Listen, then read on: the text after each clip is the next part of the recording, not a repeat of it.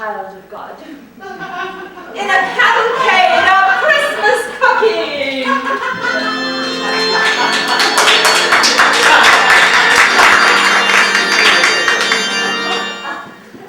Shake and bake!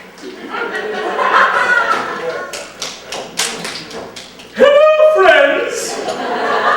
And welcome to Sister Julia's festive food fantasy frolic. And you thought we nuns couldn't use the F word,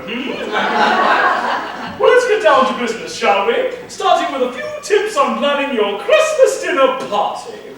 Now, to start off with, a cheddar cheese wheel is always a crowd pleaser, but you must remember, don't cut the cheese. Because if you cut the cheese, the smell could last for what seems to be an eternity. Just rub it quick and hope that no one notices the bouquet. Now, when it comes to the main course, I'm sure most of your guests will be expecting a turkey. Well, why not surprise them this year with a wild goose? Last week I gave a couple of the sisters a goose for lunch, and let me tell you, they were thrilled. Oh, honey, they could hardly sit still, they were so excited. Sister Anne Louise said she hadn't had a goose that good since junior high school. But friends, let's get to the real reason we're here tonight. Fruitcake! Yes! Tonight we are going to make fruitcake! Yes! The Christmas gift that lasts a lifetime. And it's very, very simple. I have in this bowl here a very basic batter. Now, before we add the fruit, we must add a smidgen of rum. Of course, we'll want to... I'm glad you approve.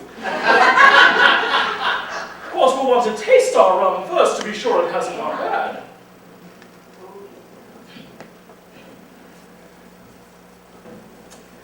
Perfect! Yes! Rum should always go down smooth. And speaking of going down, I was going down to the market the other day, and I said to myself, Julia, why waste perfectly good fruit when no one eats a fruitcake? So I popped right back to the convent, and I found this bowl of perfectly good plastic fruit. Yes, no one will ever know the difference. This fruit looks a little dry. Better give the poor dears a little drink. And one for Julia.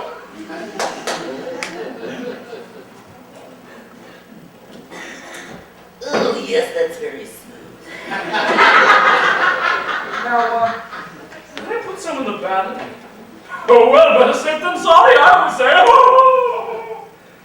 There we are. Now, let's just stir this thing here, shall we? Now, it's important to have a stiff wrist of... Butterfingers! Oh, well, necessity is the mother of invention. I knew God gave us fingers for a reason. Oh, yes, fingers were the very first utensils. Did you know that? Yes! The cavemen used them for everything. Yes, they'd roast the meat over an open pit, and they'd rip the skin off with their bare cavemen teeth, and they'd crack the bones, and they'd suck the marrow right out. Oh, Julia, get a grip. But fruitcake, yes, we were talking about fruitcake, yeah. This stuff's not half bad. Something I don't realize is how come this stuff tastes so good, and the fruitcake tastes like shit. Surely, it's time to add the fruit. And the rum, we mustn't forget the rum.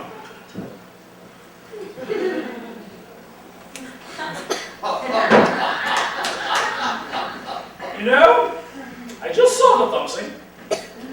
Do you realize that if Eve had taken the apple and put it in a fruitcake, that Adam would never have touched it?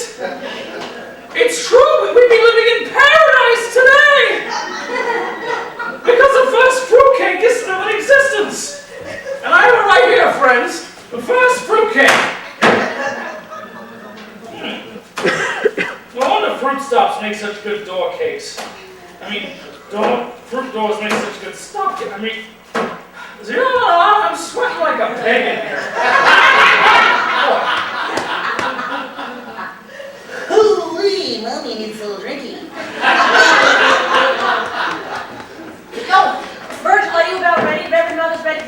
ballet. I love the ballet! Oh, Lord, help me move this. Come on, let's get you out of here before Reverend Mother sees you. Bon appetit!